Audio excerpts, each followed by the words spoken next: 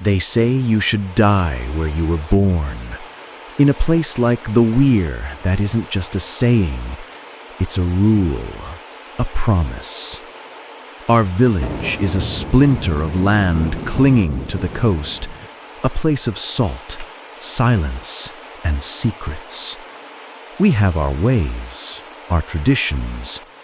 When someone dies, we don't bury them in the cold earth. We hang their coffins from the cliffs, a final offering to the sea. We thought it kept the dead peaceful. We were wrong. The Weir is a place that time and the rest of the world decided to forget. It's a splinter of a village, wedged into a wild cove near the strait, with a history that stretches back 100 years, thin and tough as fishing line. The handful of families here live by the pull of the tide, their lives dictated by the sea's bounty. Contact with the outside is rare, limited to the occasional traders from the inland towns who come to buy our catch. They bring supplies, we give them fish. Words are exchanged like currency, sparingly and only when necessary. We are not friends. Here, in this pocket of isolation, we live by a code as old as the rocks.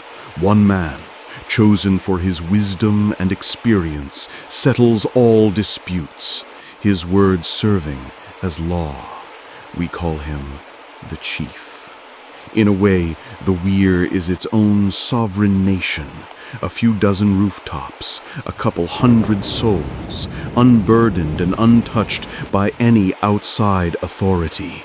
We answer only to ourselves and to the sea. Martha was mending nets in the sliver of sunshine that graced her yard. Her face was a roadmap of her life, tanned and creased by the harsh, salty air.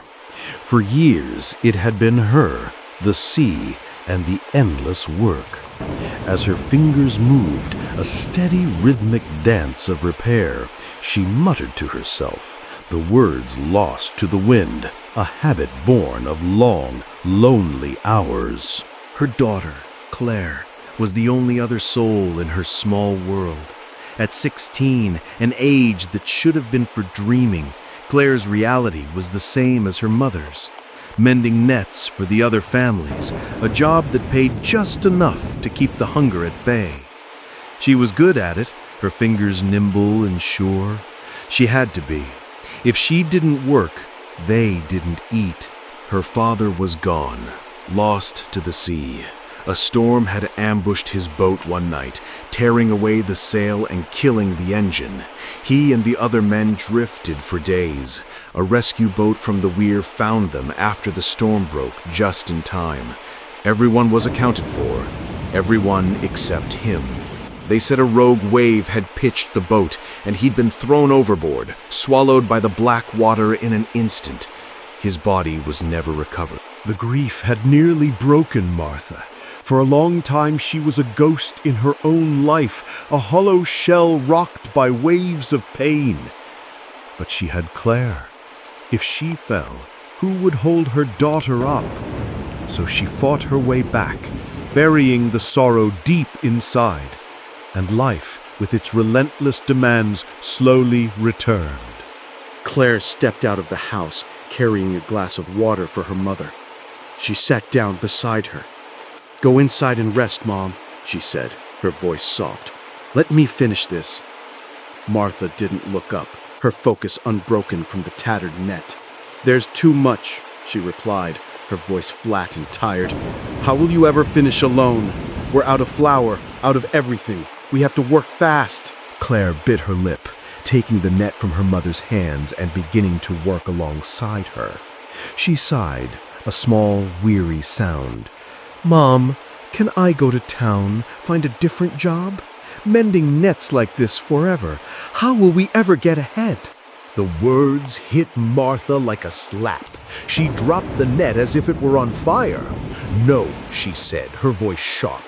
"No one leaves the Weir, ever. Besides, what could you possibly do in town? You know nothing of that world. But staying here is so suffocating, Claire pleaded, her voice rising. The wind, the sea, the nets, every single day. There's no future in it, Mom. Born here? Die here? Claire shot back, the words tasting like ash. Is that what you want for us? To be like Dad? To spend our whole lives with the smell of fish on our hands and then just disappear into the ocean? Is that a life worth living? How dare you? Martha whispered, her face pale. You think you know better? Fine. Go. Go and see if you can survive out there. But if you walk out of this village, don't you dare call me your mother again. It is better to die on the land that raised you than in some stranger's dirt. Her voice cracked. You're not old enough to understand the traps this world sets, child. You just aren't. With that, Martha turned and stormed into the house, leaving Claire alone in the harsh sunlight. Claire knew she had hurt her mother, but the dream of escape was a fire inside her, a desperate, burning thing. She wanted out from under the constant shadow of the Weir, out from the endless, fish-stinking days. She watched a flock of gulls wheel and climb, their wings catching the wind, carrying them effortlessly towards some distant, unknown horizon. A deep, painful longing filled her chest. To be like them, to be free. That evening, Claire found her mother sitting alone on the porch. Her face, etched with shadows in the fading light, was turned toward the sea. Claire knew what she was seeing. Not the waves, but the ghost of her husband. Regret twisted in Claire's gut. She walked over and sat beside her. "Mom," she began, her voice barely a whisper, "dinner's ready." Martha was silent. The sea breeze, cold and relentless, whipped strands of her graying hair across her face, a tangled mess that mirrored her own tangled fate. Claire tried again, her voice thick with apology. "I'm sorry. I won't mention it again. I'll stay. I promise. Please, don't be angry. Come and eat." For a long moment, Martha didn't move. Then, slowly, she turned to look at her daughter, her eyes filled with a deep, weary sadness. "It's not that I don't want you to go," she said, her voice raspy. "It's that you're too young. You don't understand the world outside this place. Just stay, for now. We'll figure it out later." Claire nodded, knowing that later was a promise her mother would never be able to keep, but she didn't argue. There were only two of them now. If she left, who would take care of this broken woman? She forced a small smile. "I know, Mom. Now come on, let's eat. I made that fish soup with wild sorrel you like. It's delicious." Martha finally nodded and followed her inside. The thatched-roofed shack was small and worn, scarred by years of sun and rain, but it was enough for the two of them. They sat at the small table, a bowl of steaming fish soup between them. Martha had often talked of saving up to repair the roof, but just putting food on the table was a daily battle. It was this struggle, this bleak, hand-to-mouth existence that fueled Claire's desperate need to escape. Claire's best friend in the Weir was Hannah. They had been inseparable since they were children. Hannah was the chief's daughter, pretty and kind, but her life was a world away from Claire's.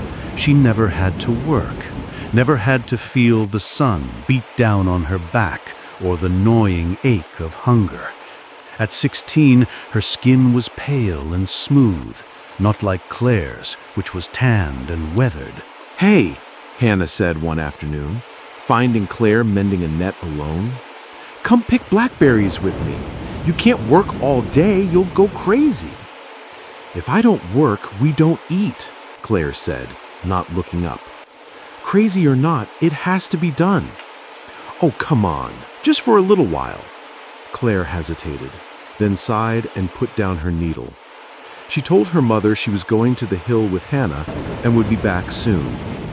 The two girls ran up the grassy slope, the wind whipping through their hair. Hannah loved wild berries, even though her father's pantry was always stocked with treats from the town traders. She preferred the simple, wild flavors of the coast. They sat under an old pine tree, the afternoon air fresh and clear. Hannah chattered away, her mouth stained purple with berry juice. But Claire was quiet, her gaze fixed on the distant horizon. "What are you looking at?" Hannah asked, frowning. Claire didn't answer right away. After a long moment, she spoke, her voice low. "Do you ever want to leave the Weir?" "Leave? Why would I want to leave?" Hannah asked, genuinely puzzled. "To go where? My dad says the world outside is dangerous. I like it here." Claire let out a short, bitter laugh. Your dad has never set foot outside this cove. No one has. How would they know it's dangerous? Aren't you even a little bit curious? Hannah just shook her head, uninterested. Claire sighed. Hannah couldn't understand. She lived a life of comfort, shielded from the harsh realities Claire faced every day. The dream of escape, the desperate need for something more, was a language Hannah would never speak. Changing the subject, Hannah's eyes lit up. "Hey, are you going to the festival tomorrow night? The puppet show?" "What puppet show?" "The water puppets for the Sea Harvest Festival. It happens every year when the moon is full. You forgot? You have to come. Come with me." Okay, I'll go," Claire said, a genuine smile finally touching her lips. The next evening, Martha watched as Claire took out an old dress from the back of her closet, one she hadn't worn in years. "Where are you going?" she asked, her brow furrowed. "To the puppet show, Mom. Aren't you coming?" "No," Martha said, her voice flat. "I've seen it every year since I was a girl. Nothing ever changes. It's a waste of time." Claire's face fell. She knew the truth. Since her father's death, her mother avoided any place that held too many memories of him. She wouldn't push. "Okay, I'll just go meet Hannah. I'll be back early." "See that you are," Martha said. "A young woman has no business being out late." Claire nodded, changed into the dress, the nicest thing she owned, and slipped out into the cool night air. The festival was held on the beach, and the whole village was there, a riot of colorful clothes and cheerful noise. Claire felt out of place in her simple, faded dress. Hannah grabbed her hand, pulling her through the crowd towards the water puppet stage. "Look, it's more crowded than last year," she shouted over the folk music. "So many kids." As they were talking, a young man approached them. It was Caleb, son of one of the chief's advisors. The moment Hannah saw him, she dropped Claire's hand and ran to him, her voice bright and flirtatious. "Caleb, you came!" "Of course," he said, his eyes smiling. "I never miss it." But his gaze drifted past Hannah, settling on Claire. Claire felt a blush creep up her neck as he looked at her. She gave a small, shy nod of greeting. Caleb smiled back, a warm, genuine smile that made her stomach flutter. "You go on ahead," Hannah said to Claire, linking her arm through Caleb's. "We'll be there in a minute. I need to talk to Caleb about something." Claire felt a pang of irritation, but turned to leave, muttering under her breath, "What's there to talk about? Your houses are right next to each other." Hannah laughed, but before she could say anything, Caleb was already moving, gently pulling his arm free and following Claire. "Hey, wait up." Hannah froze, her smile vanishing. She watched them for a second, then hurried after them. "Caleb, wait for me!" When she caught up, Caleb and Claire were already standing by the stage, talking and laughing as if she wasn't even there. Hannah stood back, biting her lip, feeling like an outsider. It was only when Claire noticed her and waved her over that she sullenly joined them. "You're so rude, Caleb," she pouted. "I told you I wanted to talk to you." He just laughed, a dismissive sound. "We can talk tomorrow. I'll come by your house, I promise." He turned his attention back to the show, and back to Claire, leaving Hannah to fume in silence. Claire, caught between them, felt an awkward blush rise and turned her focus to the brightly colored puppets dancing on the water, unaware of the jealous eyes watching her in the flickering firelight. A few days passed. Life in the Weir settled back into its quiet, rhythmic pace. One evening, as Martha was preparing their meager dinner, she realized the firewood bin was empty. Claire sighed, grabbing the old burlap sack. "I'll go get some from the woods, Mom," she said, her voice weary. "I'll be back before it's dark." Martha, preoccupied with mending one last tear in a net, just nodded, the sound of her daughter's footsteps fading as she headed towards the hill. Claire walked into the woods, humming a quiet tune, a small, solitary figure against the bleeding sunset that was slowly being devoured by the forest's edge. But full darkness came, and Claire did not return. A knot of anxiety tightened in Martha's stomach. She stood in the doorway, calling her daughter's name into the oppressive quiet. There was no answer but the rustle of the wind. Panic began to claw at her. She slammed the door to their empty home and ran towards the woods, her calls growing more frantic, more desperate, until her throat was raw. Hours bled into one another on that lonely hill. Exhausted and trembling, Martha finally collapsed at the base of an old pine tree, hot tears streaming down her leathery cheeks. "Claire," she sobbed into the darkness, "where are you? It's so late. Why won't you answer me?" Her cries, thin and reedy, eventually drifted down to the village. One by one, doors opened and lanterns were lit. A search party was formed. Chief Miller was there, as were Caleb and a pale, trembling Hannah. They fanned out across the hill, their lights bobbing like lost souls in the immense darkness, their calls echoing through the trees. "Claire! Claire!" Hannah, her eyes wide with fear, clung to Caleb's arm. "Caleb, what if the woods thing got her?" she whispered, referencing an old, terrifying village legend. Caleb, his own heart pounding with a cold dread, just shook his head. "Don't be ridiculous," he snapped, his voice sharper than he intended. "There's no such thing. She probably just fell or got lost. We'll find her." Hannah let out a piercing shriek and fainted. Caleb stared, his mind refusing to process what his eyes were seeing. He fell to his knees, a choked animal sound escaping his lips. Chief Miller quickly ordered someone to carry Hannah home. He instructed the others to carefully retrieve what was left of Claire, his face a grim, stony mask. They searched the area, but the missing pieces of her were nowhere to be found. They searched all night. As the first sickly gray light of dawn broke through the canopy, one of the young men shouted, "Over here!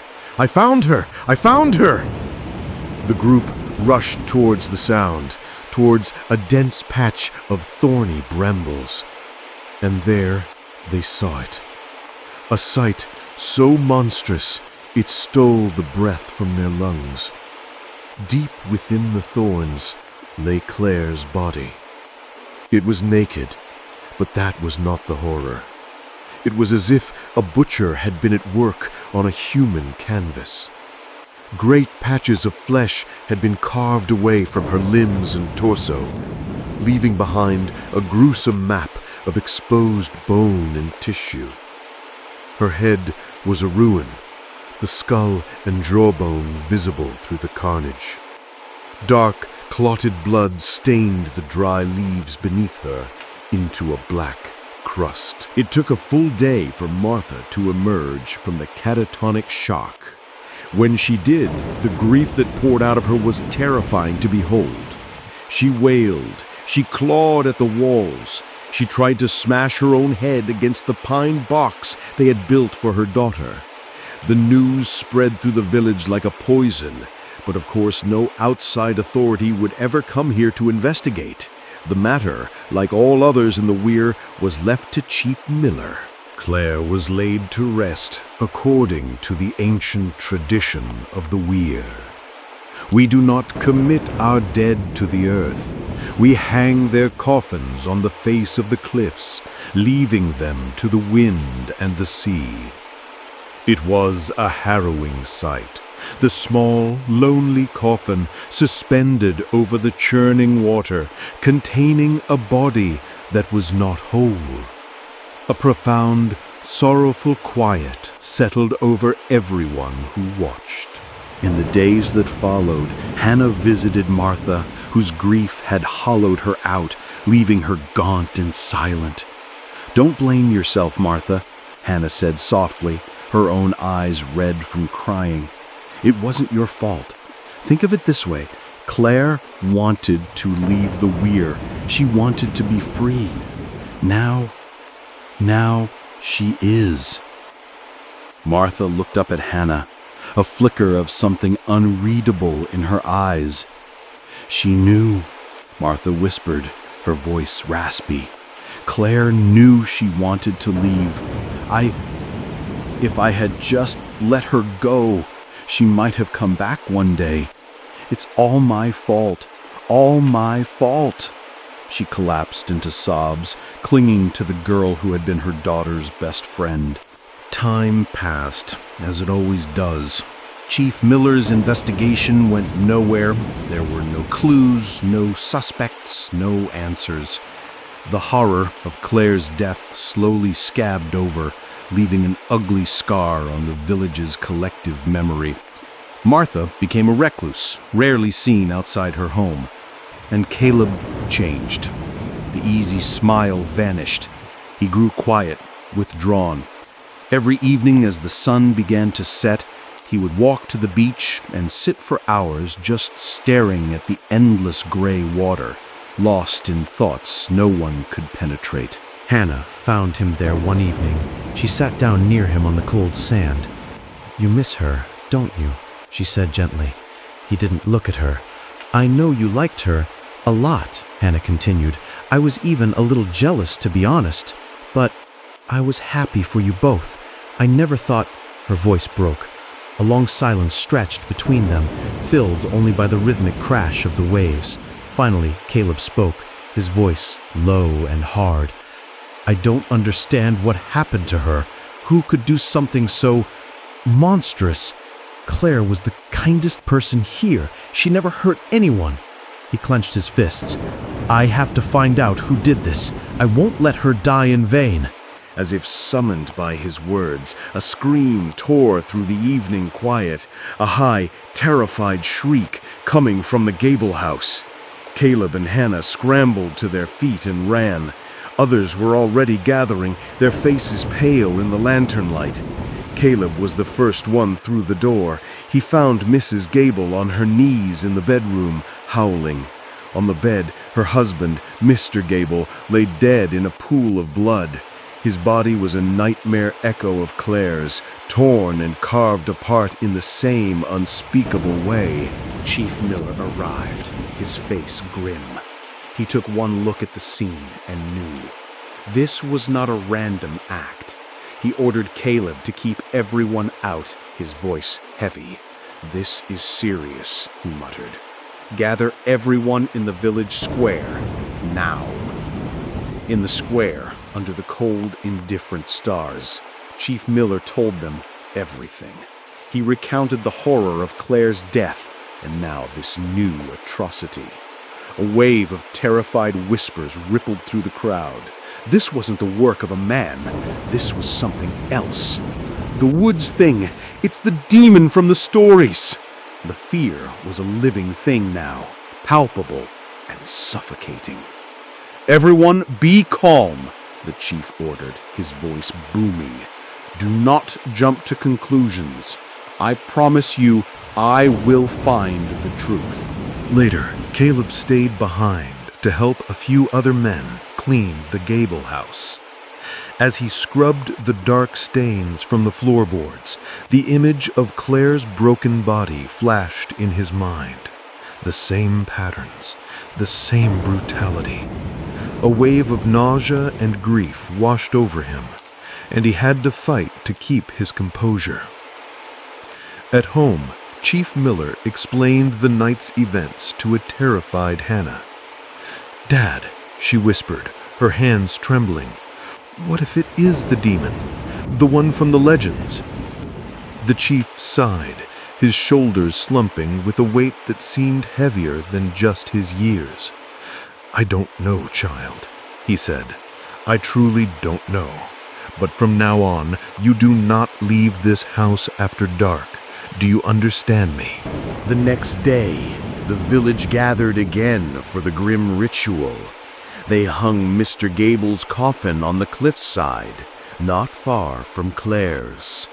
From her spot in the crowd, Hannah looked at Claire's lonely coffin, and a strange, cold sadness washed over her. The village was now in the grip of a paralyzing fear. No one ventured out unless they had to, and never alone. The fishing boats still went out. Survival demanded it. But the women and children stayed locked in their homes, as if under siege. Only Caleb continued his ritual. Every evening he returned to the beach, his vigil a silent act of defiance against the fear that had consumed the Weir. He sat there for a long time, remembering the girl who was gone, the sunset painting the sky in colors of bruise and blood. As he finally stood to leave, a flicker of movement caught his eye. There, by the large rocks that marked the path up the mountain, was a figure, a small, slender silhouette. His breath caught in his throat. It looked exactly like Claire.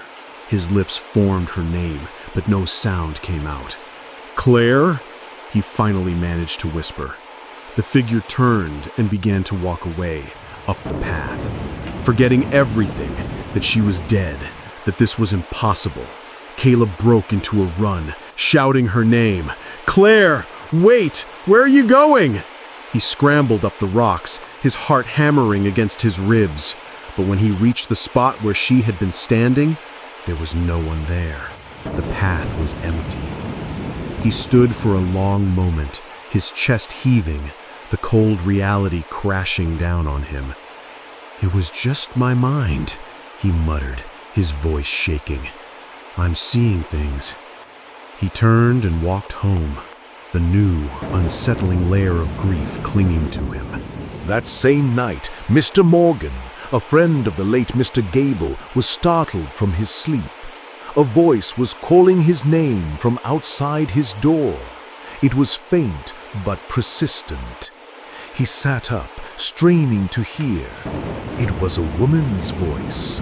Chilled but curious, he crept to the door and pressed his ear against the cold wood. He could hear it clearly now. "Mr. Morgan, open the door. I'm so cold." His blood ran cold. He jumped back from the door, his heart seizing in his chest. Then the voice came again, but it had changed. It was no longer pleading. It was a low, furious, guttural rasp that echoed in the night. "Give me back my flesh." Mr. Morgan screamed and stumbled backward, collapsing to the floor. The voice chanted the words again and again, a horrifying mantra of rage. "Give me back my flesh." With a sickening groan, the latch on his door gave way, and the door slowly creaked inward. Mr. Morgan, paralyzed with a terror so profound it felt like his heart would burst, could only lie there, staring at the sliver of impossible darkness that had just invited itself in. The next morning, When he didn't show up for the fishing run, his friends found him, or what was left of him, carved and butchered, just like the others. The discovery of Mr. Morgan's body broke what little spirit the Weir had left. Terror turned to hysteria. At a frantic village gathering, one of the fishermen, his face white with fear, finally gave voice to their collective dread. This is a curse. The woods thing is angry. We need to make an offering, a sacrifice. A murmur of desperate agreement swept through the crowd. To Chief Miller's dismay, even his own daughter, Hannah, stepped forward. "He's right, Dad. We have to do something. A blood offering is the old way." His authority eroded by fear, the chief had no choice but to concede. It was their only hope. That evening, they dragged their best livestock, pigs, chickens, even a few loyal dogs, to the forest's edge. The air filled with the panicked sounds of animals and the grim silence of the villagers. The creatures were slaughtered, their bodies arranged in a bloody heap on the dark soil. Chief Miller stepped forward, lit 3 sticks of incense, and began to chant an ancient plea for mercy, his voice swallowed by the immense, listening darkness. As he prayed, someone gasped and pointed. "Look! Over there!" Every head turned. There, by the old pine tree, stood a shimmering white silhouette. A female form with long dark hair hanging loose, her face a blur of shadow. It watched them. The chief, startled but resolute, raised the incense higher. "If you are the spirit of this wood," he called out, his voice trembling slightly, "accept this offering of blood and life. Take our gift and leave the innocent in peace." From the figure came a sound that was not human, a high, chilling laugh that skittered through the trees and chilled them to the bone. Caleb stared, his eyes wide, recognizing the shape, the stance. "Claire," he whispered, so low only he could hear. Standing beside him, Hannah flinched at the name. "What did you say?" she stammered, her voice shaking. "She's dead, Caleb!" Before anyone else could react, the apparition dissolved into the night. A profound silence fell, broken only by the wind. "It is done," Chief Miller announced, his voice strained. "The spirit has accepted our gift. Go home. Lock your doors." The villagers didn't need to be told twice. They fled. Caleb walked back slowly, his mind reeling. It was her, but what had she become? Hannah hurried to catch up, her fear making her chatter. "Caleb, are you okay? You look pale." He barely heard her. "I'm just tired," he mumbled, quickening his pace to leave her behind, needing to be alone with the impossible truth he had just witnessed. The offering bought them only a few days of peace. One night, Mr. Bishop, another of the fishermen, was walking home late from the docks. As he passed a dark stretch of the path, a figure materialized before him. It was the apparition of Claire, but this time it was no distant silhouette. It was a nightmare made real. Her face was a ruin of torn flesh and exposed bone, her body a patchwork of gaping wounds from which blood seemed to weep. A grin stretched her ruined mouth wide. "Give me back my flesh." The voice was a tombstone grinding against rock.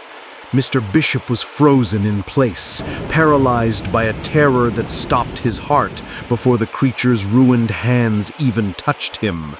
The thing fell upon him, and a final gurgling scream was cut short. Caleb, sitting at his usual spot on the beach, heard the ghost's faint, triumphant laugh on the wind. He saw a shadow moving swiftly up the mountain path and took off after it. This time he didn't call out. He followed in silence. The figure stopped and slowly turned. It was Claire. He could see her clearly in the moonlight, the mangled face, the tattered clothes, the single accusatory eye that was still intact. In her hand she held a glistening fishing knife. Caleb couldn't breathe. "Claire," he choked out, "it's really you." The apparition stared at him for a long moment, the expression on its ruined face unreadable. Then it turned and continued up the mountain, vanishing into the darkness. Caleb didn't follow. He knew now. This was Claire's ghost, but it was being driven by something else, something monstrous. When Mr. Bishop's body was found, his wife's hysterical screams that she had seen Claire's ghost kill him were dismissed by the chief as madness born of grief. But Caleb knew better. He had to understand why. The next afternoon he went to Martha's shack. He found her sitting outside, mending a net, her movements robotic, her eyes vacant. "Martha," he said gently, "I need to ask you something about Claire. Before she died, was there a wish she had? Something she wanted more than anything?" Martha's hands stilled. 2 slow tears rolled down her sun-scorched cheeks. "She just wanted to leave," she whispered. "She wanted to see the world beyond this cove, to be free like the birds in the sky." Her voice broke. "And now she's gone. Gone so far away she'll never come back." Caleb's heart ached.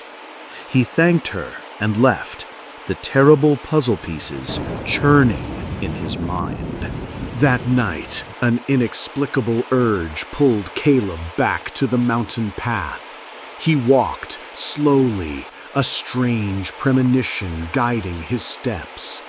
Hiding in the shadows, he saw a figure approaching. It was Martha, walking with a grim purpose he'd never seen before. She went to the cliff's edge, near where Claire's coffin hung, and set down a small container before whispering to the wind. After she left, Caleb was about to investigate when another light appeared. It was Hannah, clutching a lantern, her body trembling with fear. Caleb hid again as she crept to the same spot. "Claire," Hannah whispered into the wind, her voice cracking. "I'm begging you, let them go. Let the village be. What I owe you, I'll pay it.